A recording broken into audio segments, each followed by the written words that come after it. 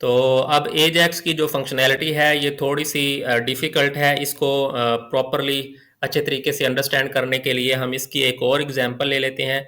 और इस एग्जांपल के अंदर हम क्या करेंगे कि हम फ्रंट एंड पे एक फॉर्म क्रिएट करेंगे रजिस्टर के लिए। ठीक है, उसके अंदर हम यूज़र की कुछ इन्फॉर्मेशन गेट करेंगे।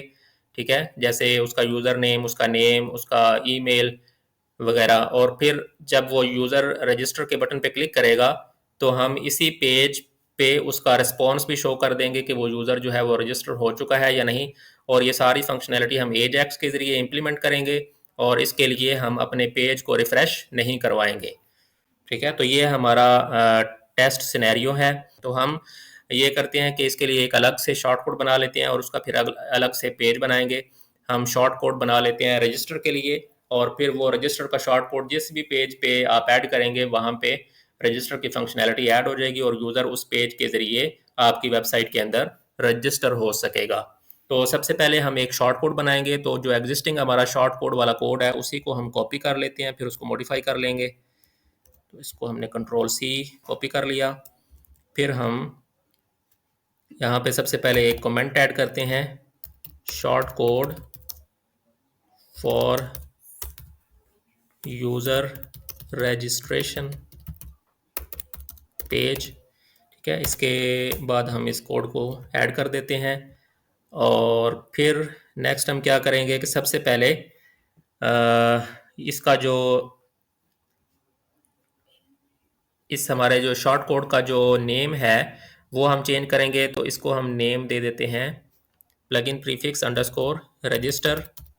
ठीक है, और जो हमारी कॉल बैक है, कॉल बैक फंक्शन है, इसको भी हम अपडेट करेंगे प्लगइन प्रीफिक्स अंडरस्कोर, इसको हम दे देते हैं name register underscore short code.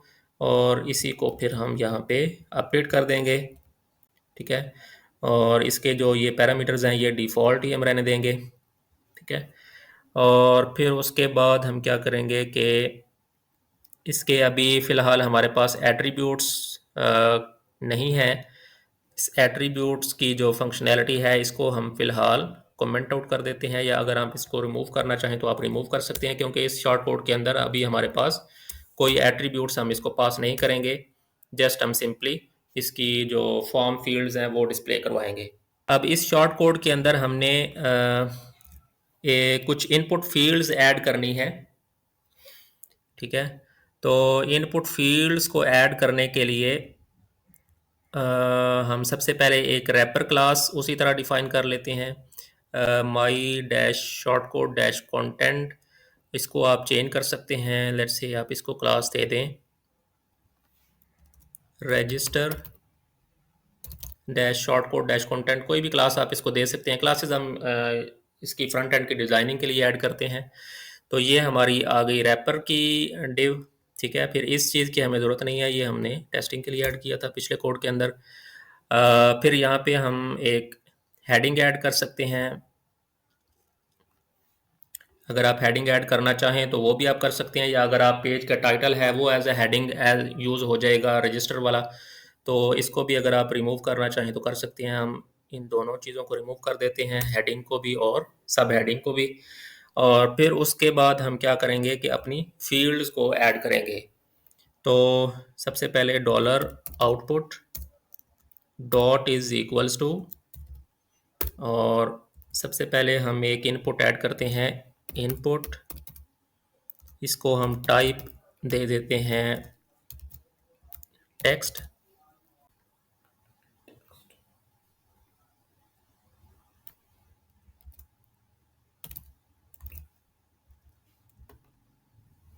तो अब इसके अंदर हमने सबसे पहले एक इनपुट ऐड की है यूज़र नेम के लिए। ठीक है, और इसकी टाइप हमने टेक्स्ट रखी है, और इसका नेम एट्रीब्यूट भी हमने यूज़र नेम दिया है, और आईडी भी यूज़र नेम ऐड की है। अब आईडी एट्रीब्यूट के ज़रिए हम इसकी जो इसके अंदर जो यूज़र कोई भी इंफॉर्मेशन ऐड करेगा यूज़र नेम, वो हम आईडी एट्रीब्यूट के ज़रिए गेट करेंगे। ठीक है, तो फिर उसके बाद हमने एक नेक्स्ट इनपुट डिफाइन किया है, उसकी टाइप हमने रखी है ईमेल, और इसका नेम भी ईमेल है और आईडी भी ईमेल है। और फिर हर इनपुट के बाद हम एक ब्रेक टैग ऐड कर रहे हैं ताकि जो नेक्स्ट इनपुट है वो न्यू लाइन से स्टार्ट हो। इसी तरह हमने एक इनपुट ऐड की है पासवर्ड के लिए और एक इनपुट हमने ऐड की है कन्फर्म पासवर्ड के लिए। और जो पासवर्ड वाली फील्ड है उसकी आईडी पासवर्ड है और जो कन्फर्म पासवर्ड है उसकी आईडी कन्फर्म पासवर्ड है, ताकि हम दोनों की वैल्यूज़ को आईडी एट्रीब्यूट के ज़रिए गेट कर सकें। और फिर अगर आप इस पे फ़िल्टर कोई कस्टम अप्लाई करना चाहें तो आप कर सकते हैं। जैसे हम इस पे एक फ़िल्टर ऐड करते हैं, register underscore short code underscore content. ठीक है, तो हमने एक कस्टम फ़िल्टर हुक भी अपने इस फॉर्म के साथ अटैच कर दी है। ठीक है, और इसके ज़रिए अगर यूज़र इसके एंड पे या इसके स्टार्ट पे कोई और एक्स्ट्रा कंटेंट ऐड करना चाहे तो वो इस कस्टम फिल्टर हुक के ज़रिए ऐड कर सकेगा। इसकी हम एक एग्जांपल भी कंसिडर कर लेंगे। इस शॉर्ट कोड के ज़रिए अगर आप कोई कंटेंट ऐड करना चाहे, इस कस्टम फिल्टर हुक के ज़रिए अगर आप कोई कंटेंट ऐड करना चाहें तो वो आप किस तरह से कर सकते हैं, तो इसकी एक एग्जांपल भी हम एंड पे कंसिडर करेंगे। तो अभी अगर हम इसको रिफ़्रेश करें, कंट्रोल सी, और अब हम क्या करेंगे कि इस शॉर्ट कोड के लिए, इस शॉर्ट कोड को इस्तेमाल करके हम एक पेज बनाएंगे। तो अगर हम बैक एंड के अंदर आएँ और यहाँ पे हम एक न्यू पेज बनाते हैं और इस पेज को हम टाइटल दे देते हैं रजिस्टर, और यहाँ पे फिर हम शॉर्ट कोड ऐड कर देंगे। तो शॉर्ट कोड ऐड करने के लिए ब्लॉक हमारे पास अवेलेबल है शॉर्ट कोड का, इसको हम सेलेक्ट कर लेंगे और फिर यहाँ पे हम ब्रैकेट्स के अंदर शॉर्ट कोड का जो हमारा नेम है वो हमने ऐड कर दिया। और अब अगर हम इसको पब्लिश करें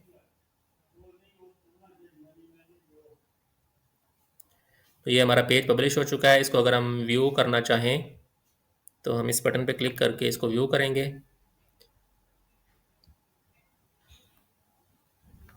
तो अब आप देखें कि हमारा जो रजिस्टर का जो फॉर्म है वो बड़ी बेसिक फॉर्म के अंदर यहाँ पे डिस्प्ले हो रहा है। लेकिन अभी चूँकि हमने इसमें कोई लेबल्स वगैरह ऐड नहीं किए तो अ, हम लेबल्स भी इसके अंदर ऐड करके देख लेते हैं ताकि हमें क्लियरली चीज़ें डिस्प्ले हों। या आप लेबल ऐड कर सकते हैं या प्लेस होल्डर टेक्स्ट ऐड कर सकते हैं। तो हम यहाँ पे एग्जांपल के लिए placeholder text text add कर लेते हैं। Placeholder is equals to add username here. ठीक है, और इसी को हम कॉपी कर लेते हैं और सारी फील्ड्स के अंदर ऐड कर देते हैं।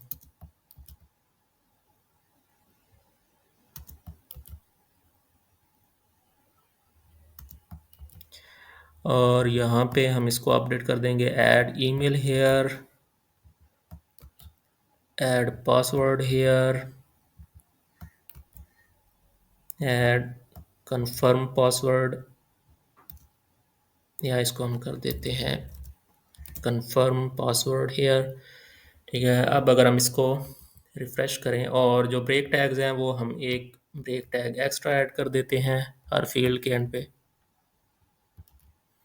आप ये जो फ्रंट एंड की जो डिज़ाइन की फंक्शनैलिटी है इसको आप CSS के ज़रिए भी एडजस्ट कर सकते हैं, कंट्रोल एस। तो अब अगर आप देखें तो हमारा जो फॉर्म है वो कुछ बेहतर अंदाज में डिस्प्ले हो रहा है। आप इसकी जो डिज़ाइनिंग वगैरह है वो आप CSS के ज़रिए मैनेज कर सकते हैं। यहाँ पे हम जस्ट फंक्शनैलिटी पे फोकस कर रहे हैं। और फिर एंड पे हमने एक बटन भी इसका क्रिएट करना है सबमिट का, तो वो हम क्रिएट करते हैं। तो इसी को अगर हम कॉपी कर लें तो अब इसकी जो टाइप है वो हम कर देते हैं सबमिट, और इसका जो नेम है वो भी हम कर देते हैं सबमिट, और आईडी भी सबमिट दे देते हैं। और प्लेस होल्डर के बजाय इसके लिए हम वैल्यू का एट्रीब्यूट यूज़ करते हैं, value is equals to submit. और अब अगर हम इसको सेव करें तो अब देखें हमारा फॉर्म भी क्रिएट हो चुका है और सबमिट का बटन भी ऐड हो चुका है। तो अब हमने क्या करना है कि अब चूंकि ये रजिस्टर का जो फंक्शनैलिटी है ये सिर्फ फ्रंट एंड पे डिस्प्ले होगी, ठीक है, तो इसका जो जितना भी कोड है वो हम पब्लिक फेसिंग जो हमारा फोल्डर है उसके अंदर ऐड करेंगे, ठीक है। तो इसके लिए सबसे पहले हमें इसके बैक एंड पे इस एजैक्स की फंक्शनैलिटी को हैंडल करने के लिए एक फंक्शन बनाना पड़ेगा, बल्कि उसके उससे पहले हम क्या करते हैं कि इसके सबमिट के बटन पे जब यूज़र क्लिक करे तो उस केस में हमने क्या करना है कि ये जितनी भी इनपुट फील्ड्स हैं इनके अंदर यूज़र ने जो भी इंफॉर्मेशन ऐड की होगी उसको गेट करना है और फिर उसको हमने पास करवाना है अपने एजैक्स हैंडलर फंक्शन को, और फिर हमारा एजैक्स हैंडलर फंक्शन जो है वो इन सारी फील्ड्स की बेस पे इस यूज़र को रजिस्टर करेगा। तो अब हम क्या करते हैं कि सबसे पहले अपने पब्लिक डॉट जेएस के अंदर जाएंगे और जैसे हमने इस बटन के क्लिक पे एक हैंडलर फंक्शन अटैच किया था, इसी तरह हम अपना जो फॉर्म का सबमिट का बटन है उसके क्लिक पे भी एक कॉल बैक फंक्शन अटैच करना चाहते हैं। तो हमारी ये फंक्शनैलिटी ऑलमोस्ट सेम है, तो इसको हम कॉपी कर लेते हैं कंट्रोल सी, और यहाँ पे हम एक कमेंट भी ऐड कर देते हैं, handle the click event on the user registration form submit button, ठीक है। तो ये हमने कमेंट ऐड कर दिया, नीचे हम इस कोड को पेस्ट कर देंगे। अब हमारा जो बटन है सबमिट का उसकी आईडी हमने डिफरेंट रखी है, तो हमारे इसकी आईडी है सबमिट की। आप इसको यूनिक भी कर सकते हैं, जैसे हम इसको कर सकते हैं register underscore form underscore submit, ताकि हम कोई पॉसिबल नेमिंग जो कॉन्फ्लिक्ट्स हैं उनको अवॉइड कर सकें। तो इसको हम कॉपी कर लेंगे, कंट्रोल सी, इसको सेव कर दिया। और अब यहाँ पे हम ये जो हमारी आईडी का नेम है इसको हम चेंज कर देंगे। तो अब इस बटन पे जब कोई क्लिक करेगा तो उस केस में हम ये वाला फंक्शन इसके साथ अटैच कर रहे हैं।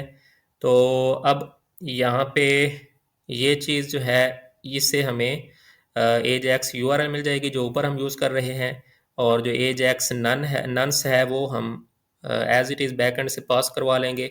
फिर नीचे हमारा वो एक्शन फंक्शन आएगा जो हैंडलर फंक्शन होगा जिसके अंदर हम यूज़र को क्रिएट करेंगे, तो इसको हम डिफरेंट करेंगे उससे। तो यहाँ पे हम इसको नेम दे देते हैं plugin prefix underscore Ajax underscore user underscore register, ठीक है। तो ये हमारा वो एक्शन एजैक्स हैंडलर फंक्शन होगा जिसको अभी हम डिफाइन करेंगे लेटर ऑन, ठीक है।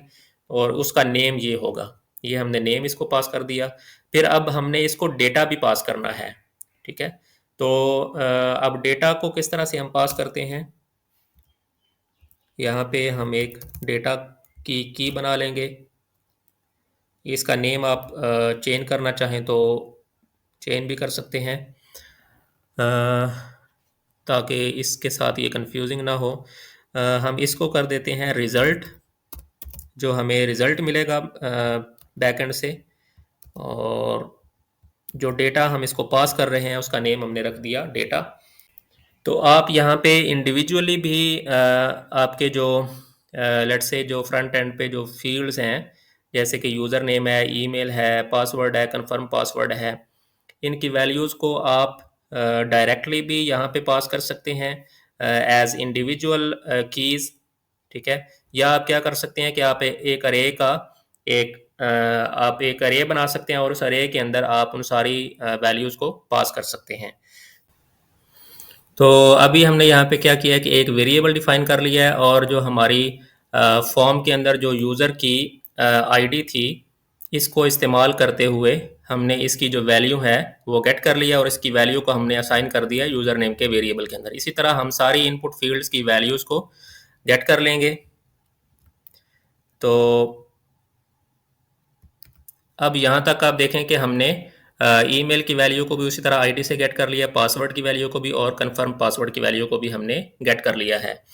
अब बजाय इसके कि आप इस सारे डेटा को डायरेक्टली यहाँ पे अपने हैंडलर फंक्शन को पास कर दें, आप यहाँ पे मुख्तलिफ जो वैलिडेशन की टेक्निक्स हैं वो अप्लाई करके आप अपने पहले डेटा को वैलिडेट कर सकते हैं ताकि वो डेटा जो है वो आपका प्रॉपर फॉर्मेट के अंदर है, इससे पहले कि आप इस डेटा को अपने हैंडलर फंक्शन को पास करें। तो एक जो मस्ट यूज़ जो वैलिडेशन है वो तो ये है कि हमने ये मेक श्योर करना है कि ये पासवर्ड और कंफर्म पासवर्ड की वैल्यूज़ जो हैं ये दोनों सेम होनी चाहिए। और अगर ये दोनों सेम नहीं होती तो उस केस में हमने क्या करना है कि हमने यूज़र को एक प्रॉपर मैसेज डिस्प्ले करवाना है। ठीक है, तो जितने भी एरर मैसेजेस हैं उनको डिस्प्ले करवाने के लिए हमने क्या किया है कि हमने यहाँ पे एक एक्स्ट्रा एक पैराग्राफ जो है वो अपने फॉर्म इनपुट फील्ड्स के स्टार्ट में ऐड कर दिया है। ठीक है, और उसको हमने आईडी दे दी है रजिस्टर फॉर्म मैसेज की, और जितने भी हमारे मैसेजेस होंगे वो हम इस आईडी को एक्सेस करके तो यहाँ पे डिस्प्ले करवा लेंगे अपने जावास्क्रिप्ट कोड के ज़रिए। तो हम यहाँ पे इफ स्टेटमेंट लगाएंगे।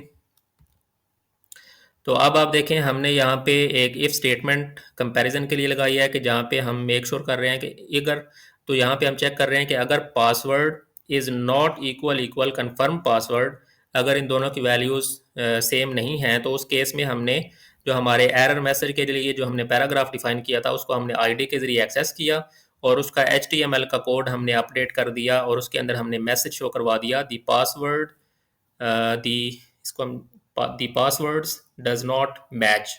ठीक है, ये हमने मैसेज शो करवा दिया और फिर हमने अपने इस फंक्शनैलिटी को रिटर्न करवा दिया और बाकी जो नेक्स्ट हमारा कोड है वो रन नहीं होगा। तो अब हम इस केस को टेस्ट करते हैं डिफरेंट पासवर्ड्स दे के।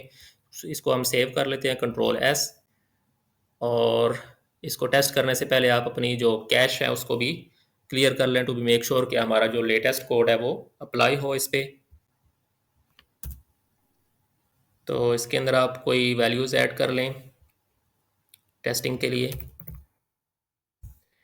और पासवर्ड्स जो हैं उनको हम डिफरेंट रखेंगे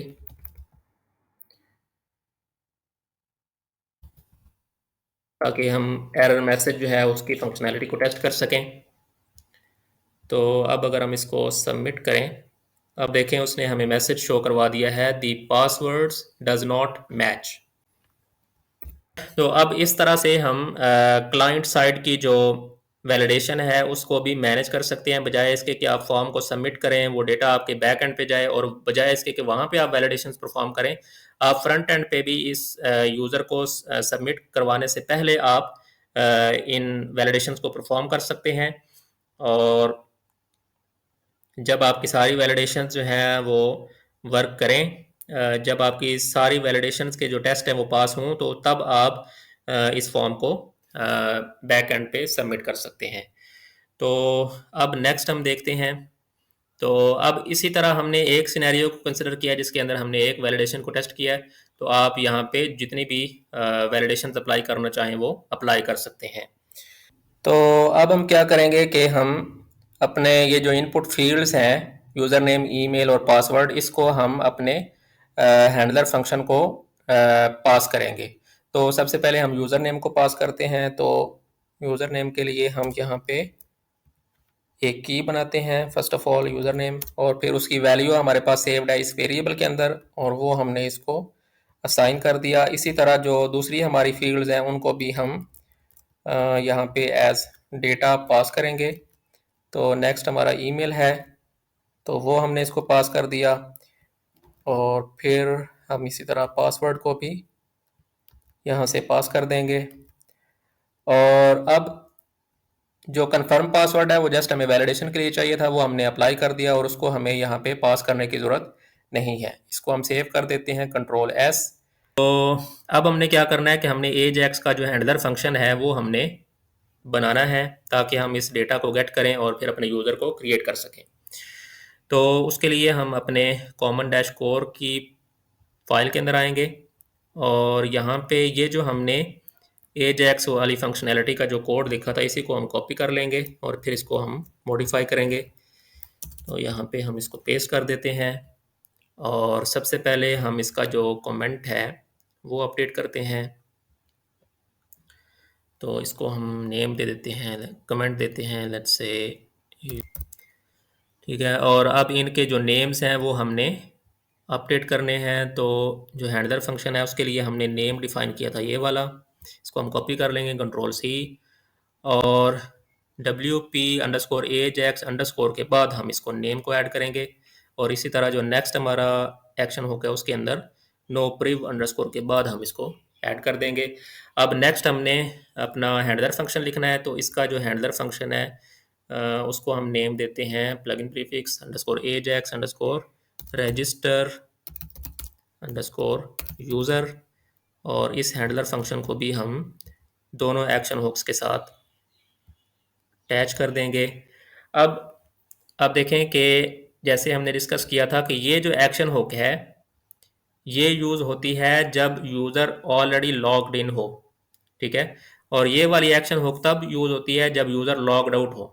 तो हमने यूज़र को जब रजिस्टर करवाना है तो इट मीन्स कि वो लॉग्ड इन तो नहीं है, ठीक है, इसीलिए हमने उसको रजिस्टर करना है। तो इट मीन्स कि ये जो फर्स्ट वाली जो एक्शन हुक है इसकी हमें ज़रूरत इस केस में नहीं है, क्योंकि हमारा यूज़र जो है वो ऑलरेडी लॉग्ड आउट होगा, ठीक है, इसीलिए तो वो रजिस्टर कर रहा है, ठीक है। तो अब इस केस में हमें जस्ट इस एक्शन हुक को यूज़ करना है। तो इस एक्शन हुक के साथ हमने ये अपना कॉल बैक फंक्शन जो है ये अटैच कर दिया। अब इसकी जो यहाँ पे हम सबसे पहले इसकी जो नन्स है उसको वेरीफाई कर रहे हैं, और इसकी जो नन्स थी इसकी नन्स हमने क्रिएट करवाई थी जब हमने अपना पब्लिक डैश कोर के अंदर अपने स्क्रिप्ट को रजिस्टर किया था। तो पब्लिक डैश कोर के अंदर हमने जब इस स्क्रिप्ट को रजिस्टर किया था तो यहाँ पे हमने ये अपनी नन्स क्रिएट करवाई थी, और ये आपने मेक श्योर करना है कि ये सेम हो यहाँ पे जो आप यूज़ कर रहे हैं वेरीफाई करने के लिए। तो ये हमने इसको अपडेट कर दिया। अब यहाँ पे हमारा टास्क ये है कि हमने register the user with the values received from the front end, ठीक है। फ्रंट एंड से हमें जो वैल्यूज़ रिसीव होंगी उनको सबसे पहले हमने यहाँ पे गेट करना है, और फिर उन वैल्यूज़ की बेस पे हमने उस यूज़र को रजिस्टर करवाना है। तो सबसे पहले तो हम ये जो एग्जिस्टिंग हमारा कोड है इसको हम रिमूव कर देते हैं, और WP सेंड के कोड को भी हम फ़िलहाल इसको इस वेरिएबल को भी यहाँ से रिमूव कर देते हैं, इसको हम अपडेट करेंगे बाद में। अब यहाँ से सबसे पहले तो हमने ये करना है कि जो फ्रंट एंड से हमें डेटा रिसीव हो रहा है उसको हमने यहाँ पे गेट करना है। तो उस डेटा को हम कैसे गेट करेंगे, हमें जो डेटा है वो $_post के वेरिएबल के अंदर रिसीव होगा, ठीक है। तो वो हमने $_post का जो वेरिएबल है $_post में हमें क्यों रिसीव होगा, क्योंकि हमने यहाँ पे $.jQuery का जो पोस्ट मेथड है वो यूज़ किया हुआ है। तो जो भी हमें डेटा $_post के अंदर रिसीव हो रहा है वो हम असाइन कर रहे हैं रिसीव डेटा को, और रिसीव डेटा को फिर हम सेंड बैक कर रहे हैं यहाँ से विदाउट एनी प्रोसेसिंग, ठीक है, जस्ट वैलिडेशन के लिए। तो इसको हम सेव करते हैं और मेक श्योर करते हैं फ्रंट एंड पे हमें वही डेटा रिसीव हो रहा है या नहीं। तो हम इसको अगर रिफ्रेश करें और अपने फॉर्म को अगर हम दोबारा फिल करें और सबमिट करें,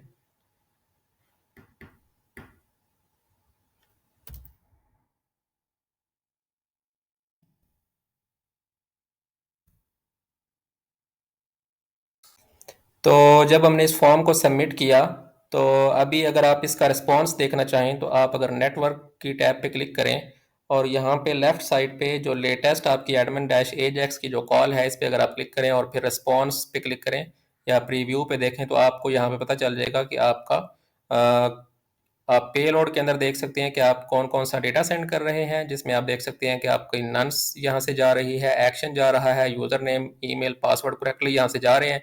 जो इसका रिस्पॉन्स है इस रिक्वेस्ट का वो भी आपको यहाँ पे रिसीव हो रहा है कि आपको यूज़र नेम ईमेल और पासवर्ड जो है वो यहाँ से सेंड हो रहे हैं। तो इट मीन्स के यहाँ पे हमें वो प्रॉपर डेटा रिसीव हो रहा है। अगर हम यहाँ पे किसी एक स्पेसिफिक फील्ड को एक्सेस करना चाहें, लेट्स से यूज़र नेम, और अब हम अगर इसको सेव करें Ctrl+S और इस फॉर्म को अगर हम दोबारा सबमिट करें तो आप देखें हमें रिस्पॉन्स के अंदर ये बता रहा है कि जो हमने डेटा यहाँ से सेंड किया था, हमने बैक एंड से सेंड किया इसको यूज़र नेम, ठीक है, इस वेरिएबल को असाइन करके हमने इसको सेंड किया। तो फ्रंट एंड से जब हमने अपने फॉर्म को सबमिट किया तो जो हमारा रिस्पॉन्स का जो पैराग्राफ है उसके अंदर उसने वो रिस्पॉन्स डिस्प्ले करवा दिया। तो अब इट मीन्स के जो हम डेटा यहाँ से सेंड कर रहे हैं वो हमारे हैंडलर फंक्शन के अंदर हमें प्रॉपरली रिसीव हो रहा है। तो अब हम क्या करेंगे कि इनको अलग अलग वेरिएबल्स के अंदर सेव कर लेंगे। यूज़र नेम के लिए एक अलग वेरिएबल बना लेते हैं, इसी तरह जो ईमेल है और पासवर्ड है उनके लिए हम अलग वेरिएबल्स बना लेते हैं।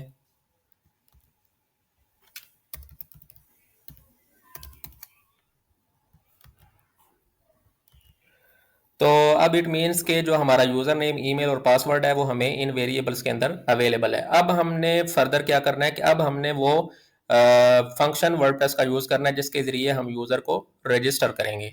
तो यूज़र को रजिस्टर करने के लिए हमने दो फंक्शंस देखे थे, WP क्रिएट यूज़र और WP इंसर्ट यूज़र। तो हम यहाँ पे टेस्टिंग के लिए कोई एक फंक्शन जो है उसको इस्तेमाल करके देख लेते हैं। तो ये अगर हम अपना कोड देखें तो कोड के अंदर हमने इस फंक्शन को यूज़ किया था। तो इसी कोड स्निपेट को हम कॉपी कर लेते हैं, कंट्रोल सी, और अपने कोड के अंदर अगर हम आए तो यहाँ पे हम इसको पेस्ट कर देते हैं। और यहाँ पे यूज़र नेम हमारा, हम इसको यूज़र नेम पासवर्ड कर रहे हैं, ईमेल हम पास कर रहे हैं, जबकि पासवर्ड जो है वो हम अपडेट करेंगे। यहाँ पे हम इसको सेकंड पैरामीटर, इसका पासवर्ड जो हमने इसके अंदर सेव किया हुआ है वो हमने इसको पास कर दिया। अब अगर तो ये सक्सेसफुली यूज़र क्रिएट हो जाता है तो आपको यूज़र आईडी रिटर्न होगी, और यहाँ पे इस वेरिएबल के अंदर या तो हमें उस यूज़र की आईडी रिसीव होगी जो यूज़र क्रिएट हो चुका है, या हमें यहाँ पे एरर ऑब्जेक्ट जो है वो रिसीव हो जाएगा। और एरर ऑब्जेक्ट को हम किस तरह से वैलिडेट करते हैं या वेरीफाई करते हैं, तो उसकी एक एग्जांपल हमने देखी थी यहाँ पे।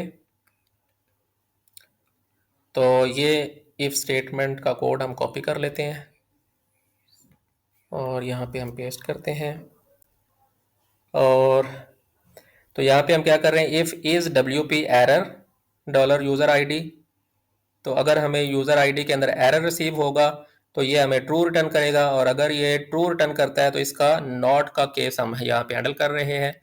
और इन दोनों केसेस के अंदर हम अपना जो रिस्पॉन्स है उसको प्रिपेयर कर लेते हैं। तो लेट्स से डॉलर रिस्पॉन्स का हम एक वेरिएबल बनाते हैं, उसको स्टार्ट में हम एम्प्टी कर देते हैं, और ये डॉलर रिस्पॉन्स जो है ये हम अपने सेंड डेटा के वक्त इसको, इस वेरिएबल को सेंड करेंगे WP सेंड JSON के अंदर। ठीक है, तो अगर तो यहाँ पे आपको एरर रिसीव होता है, इसको हम नॉट को रिमूव कर देते हैं ताकि इजीली अंडरस्टैंड हो सके। अगर तो इसके अंदर हमें एरर ऑब्जेक्ट रिसीव होता है तो इट मीन्स के यूज़र जो है वो क्रिएट नहीं हो सका। तो हम क्या करेंगे कि यहाँ पे जो हमारा रिस्पॉन्स का वेरिएबल है इसको हम एक मैसेज असाइन कर देते हैं। ठीक है, और एल्स के केस में हम इसको मैसेज दे देते हैं, इसको हम अपडेट करेंगे देयर वाज एन एरर, और इसको हम कर देते हैं दी यूज़र इज सक्सेसफुली क्रिएटेड। आप इस मैसेज को जिस तरह भी चाहे मॉडिफाई कर सकते हैं, और फिर सिंपली हम इसको रिस्पॉन्स को सेंड कर रहे हैं, कंट्रोल एस। तो अब हम अगर अपने पेज पे आएँ और इसको अगर हम सबमिट करें, इसको हम पेज को रिफ़्रेश कर लेते हैं, और अब हम अगर इसको टेस्ट करें